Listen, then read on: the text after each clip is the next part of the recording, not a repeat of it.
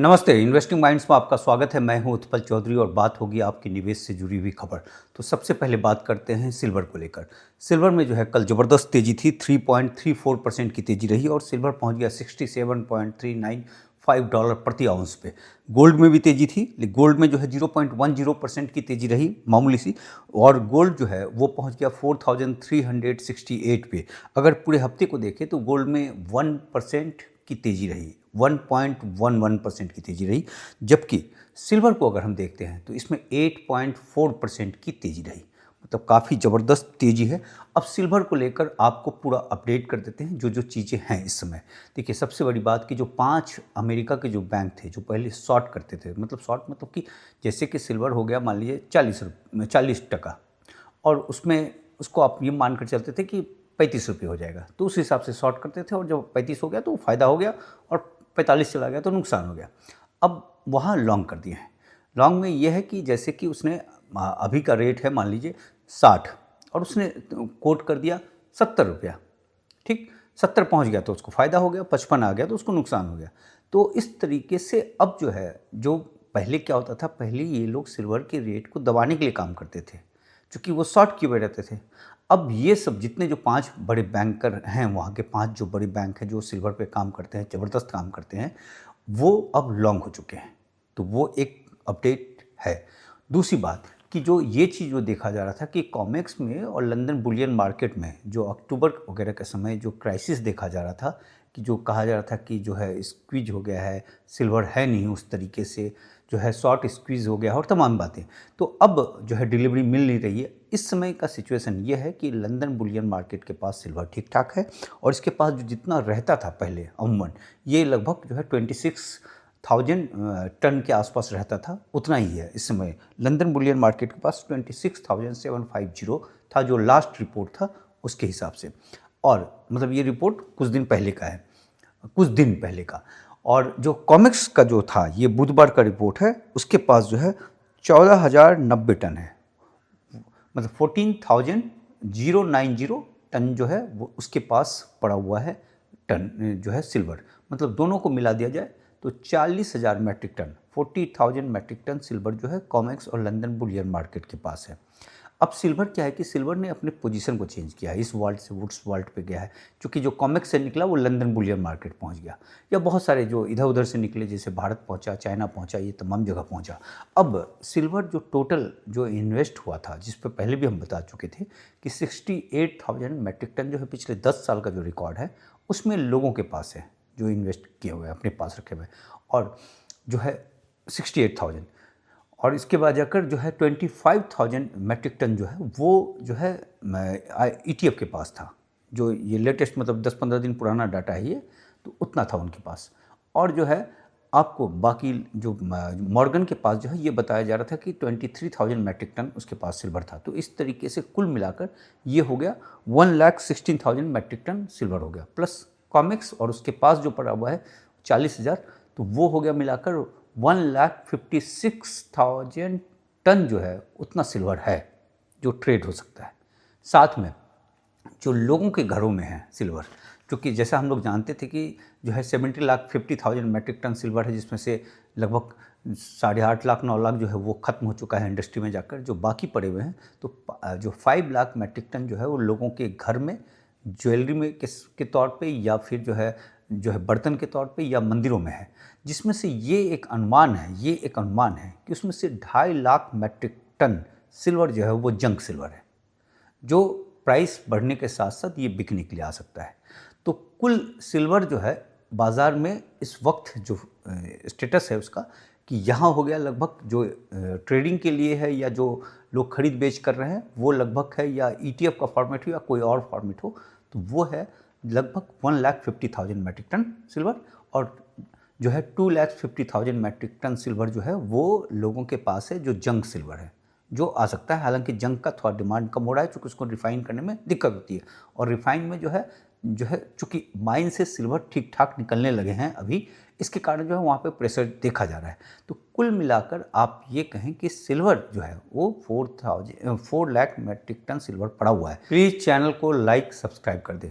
लेकिन सिल्वर को लेकर एक जो पॉजिटिव खबर है कि आने वाले समय में सिल्वर का डिमांड बना रहेगा। उसमें से 2-3 बातें हो गई कि इंडस्ट्री में जिस तरीके से इस्तेमाल हो रहा है, अब इंडस्ट्री में क्या हो गया कि जो सोलर पैनल में जो इस्तेमाल हो रहा था वहाँ थोड़ा सा टेक्नोलॉजी के कारण कमी आएगी, लेकिन वो भरपाई जो है ईवी और प्लस जो डाटा सेंटर जो बनेंगे एआई के, उससे पूरा हो जाएगा।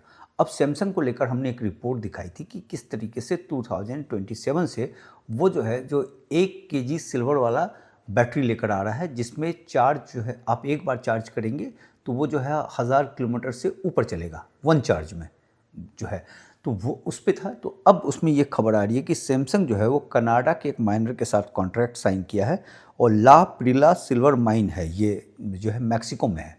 इसमें 2 साल तक जो सिल्वर निकाले जाएंगे वो सैमसंग लेगा अपनी बैटरी के लिए। अब ये जो माइनिंग है इसमें से लगभग 1100 मैट्रिक टन सिल्वर पहले निकाला जा चुका है और इस समय बताया जा रहा है कि उस माइन के अंदर जो है लगभग 843 मैट्रिक टन सिल्वर पड़ा हुआ है। तो इतने सिल्वर जो है सैमसंग जो है वो अपनी जो बैटरी लाने वाला है उसके इस्तेमाल के लिए वो सीधे डायरेक्ट कर लिया है। और ये एक ट्रेंड भी देखा जा रहा है कि जो अलग अलग जगह जो माइनिंग हो रही है इस पर अलग से रिपोर्ट बनाते हैं, उसमें जो बाकी जो इसे चाइना ने इसने वो सीधा जो है माइनिंग वालों के साथ कॉन्ट्रैक्ट कर रहे हैं और उससे सीधा ले रहे हैं। तो इससे क्या होता है कि जो इंडस्ट्री में जो जा रहा था, इंडस्ट्री में जो जितना सिल्वर निकल रहा है, जो पिछला जो ये था कि 25,000 टन से जो है 21,000 टन चला गया सिल्वर, उसमें लगभग 80% से ज़्यादा, आप कहें तो 84% के आसपास हो गया, उतना सिल्वर चला जा रहा है। तो वो 84% सिल्वर में ज़्यादातर ये देखा जा रहा है कि अब सीधे माइनिंग के साथ कॉन्ट्रैक्ट करके उससे लेने की कोशिश कर रहे हैं और चाइना में जो है प्रोसेसिंग वगैरह भी जो है उस पर काम हो रहा है काफ़ी तेज़ी से, तो वो एक सिल्वर उधर जाएगा। तो बाकी जो सिल्वर बचेंगे, अगर उसमें से ज़्यादा बड़ा चंक अगर ले लेता है तो वो सिल्वर फिर ओपन मार्केट के जरिए आएगा। तो ये जो हमने जो आपको बताया था कि 1.5 लाख टन जो सिल्वर है जो ट्रेड हो रहा है, ये ट्रेड होता रहेगा और उसमें लॉन्ग शॉर्ट पोजीशन के हिसाब से चीज़ें बदलती रहेगी, लेकिन ओवरऑल सिल्वर जो है वो बुलिश है।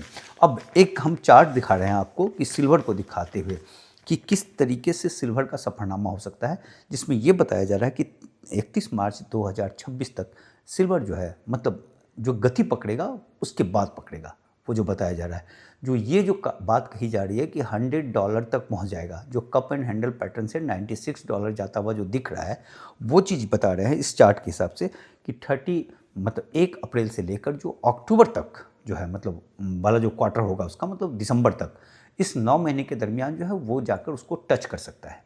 देखिए ये टेक्निकल चार्ट है, टेक्निकल चार्ट की कोई गारंटी नहीं होती है, जो अभी के सिचुएशन के हिसाब से जो दिख रहा है वो बताया जा रहा है। तो इसके हिसाब से कि 1 साल के अंदर $96 जाता हुआ दिख रहा है इस चार्ट के हिसाब से। अब चार्ट कितना सही होगा नहीं होगा, और ये कोई रिकमेंडेशन नहीं है ये खरीदने का, ये जो चीज़ें दिख रही है चार्ट में वो चीज़ है। लेकिन साथ में एक और बात देखी जा रही है, जो माइनिंग, जो चूँकि माइनिंग हो रहा है तो माइनिंग वाले शेयर सब बढ़ने लगे हैं जो है। अब उसमें वो इस चार्ट से, ये दूसरा चार्ट है, उसमें जो मतलब ये सिल्वर का नहीं हुआ, डायरेक्ट फिजिकल सिल्वर नहीं हुआ, जो सिल्वर निकाल रहे हैं, जो कंपनियां निकाल रही है उनके जो शेयर्स हैं उस पे, और उसमें ये देखा जा रहा है कि उसमें एक्सट्रीम फोमो दिख रहा है, वहाँ पे जो है ज़बरदस्त फोमो। और ये जो दिख रहा है कि जिस तरीके से 74 या 80 में जो जिस तरीके का जो टॉप का लाइन बना था, फोमो का जो लाइन बना था, वही इस समय दिख रहा है। और 1974 में इसमें जो माइनिंग वाले जो शेयर्स हैं उसमें 75% का ड्रॉप हुआ था, और 1980 वाले में जब ये इसी लाइन को जब बना लिया था तो वहाँ पे जो है 73% का ड्रॉप हुआ था। और इस समय जो माइनिंग वाला जो इंडेक्स चल रहा है वो 36 मंथ के मूविंग एवरेज से 145% ऊपर चल रहा है। कीमत बहुत तेज़ भाग गई है इसकी और काफ़ी हाई रिस्क जोन पे पहुंच गया है। अब यहाँ पे 2 बातें हैं, एक तो ये बताया जा रहा है कि इसमें बहुत माइनिंग वाले शेयर्स में बहुत ज़बरदस्त करेक्शन आ सकता है, 60% का करेक्शन आ सकता है। माइनिंग, कंफ्यूज मत कीजिएगा, सिल्वर नहीं, माइनिंग, सिल्वर को जो माइन कर रहे हैं उसके शेयर्स के बारे में बात कर रहे हैं, उसको फिर जाकर सिल्वर से जोड़ेंगे। तो अब उसमें होता है कि जो है तेज गिरावट हो सकती है या फिर काफ़ी लंबे समय तक वो कॉन्संट्रेट करे। 2 बातें हो जाती है, या तो तेज गिरकर आप उसको कवर को फिल कर ले, जो गैप पड़ा हुआ है वो कवर हो जाएगा, या फिर आप बहुत लंबे समय तक रहेंगे तो जो गैप छोड़कर जो भागती है कोई भी शेयर या कोई भी चीज़, उसको कवर करना होता है, और कवर होता ही होता है, चाहे आज करे चाहे 5 साल के बाद करे, वो होना है। तो या ये लंबे समय के ड्यूरेशन के हिसाब से फिर वो कवर हो जाएगा। तो ये चीज़ें हैं। अब इसका क्या मतलब है, देखिए अब इसमें जो है 3 पोजीशन होता है कि अगर माइनर जो है, जो माइन कर रहा है, उसके शेयर्स में अगर बहुत तेज़ गिरावट होती है तो उससे सेंटिमेंट्स ख़राब होता है और शॉर्ट टर्म में जो जो जिस चीज़ का माइनिंग हो रहा है, जो सिल्वर की माइनिंग हो रही है, गोल्ड की माइनिंग हो रही है, उस पर प्रेशर देखा जाता है छोटे समय के लिए। उसमें हल्का सा जो है पुल बैक आता है, मामूली सा, बहुत ज़्यादा नहीं। अब मीडियम टर्म में एक दूसरा कंडीशन दिखाया जाता है कि जब माइनस गिरता है तो फिजिकल सिल्वर जो है वो स्ट्रांग हो जाता है, उसमें और तेज़ी आ जाती है। ये दूसरा कंडीशन है। और तीसरा है कि काफ़ी जो है माइनर्स बहुत ओवरहीट हो गया, बहुत ज़बरदस्त करेक्शन हो गया, तो उसके बाद से जो सिल्वर का जो है वो असली रन शुरू हो जाता है। तो तीनों कंडीशन यहाँ अप्लाई हो रहा है। अब इस 3 कंडीशन के लिए जो सिचुएशन होगा सिल्वर का, जो जिस तरीके से जो है लॉन्ग कर रखे हैं, जिस तरीके से डिमांड है, उस पे काफ़ी कुछ डिपेंड करेगा।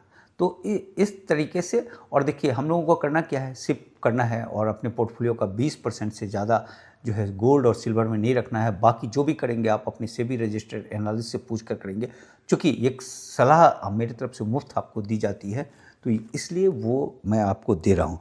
बाकी अब गोल्ड को लेकर हम कह रहे हैं कि गोल्ड में जो है इस समय काफ़ी ज़बरदस्त स्ट्रॉन्ग दिख रहा है। हालांकि गोल्ड बहुत तेज़ जा नहीं रहा है, सिल्वर इसमें तूफ़ानी बना हुआ है, लेकिन गोल्ड में ये बताया जा रहा है कि 53 साल का जो सबसे बड़ा बुल रन आ सकता है इसमें। अब इसका जो बुल रन था, एक तो 1971 से लेकर 1980 तक रहा था। अब परसेंटेज में मत जाइएगा, उतना परसेंटेज मतलब, लेकिन अच्छा बुल रन बताया जा रहा है। तो उसमें क्या था कि $35 से बढ़कर जो है ये $850 पे चला गया था, और ये टोटल जो बढ़ोतरी हुई थी लगभग 2400% की बढ़ोतरी हुई थी। ऐसी बढ़ोतरी नहीं होगी, इस बात को ध्यान रखिएगा। उसके बाद से फिर दूसरा 2001 से लेकर 2011 तक जो है ये 10 साल का जो है बुल रन चला था, और इसमें $250 से जो बढ़कर जो है ये $1900 तक चला गया था, और इसमें 700% की बढ़ोतरी देखी गई थी। अब इस समय वो कह रहे हैं कि ये भी एक चार्ट है, उस चार्ट डाल रहे हैं कि जो अभी जो ब्रेकआउट हुआ था गोल्ड में, अब इसमें एक लाल रंग की लाइन बन रही है जो है ऐसे कर्व करता हुआ। तो इससे ये रिफ्लेक्ट हो रहा है कि इसमें एक ज़बरदस्त ब्रेकआउट गोल्ड में आ सकता है आने वाले समय में जो है, और जो सिचुएशन जो है उसको फेवर भी कर रहा है गोल्ड को, क्योंकि कर्ज जिस तरीके से अमेरिका का बढ़ रहा है, सिर्फ 71 दिन में जो है $1 ट्रिलियन जो है उसका कर्ज बढ़ गया है, और कर्ज बढ़कर 38.40 ट्रिलियन हो गया है।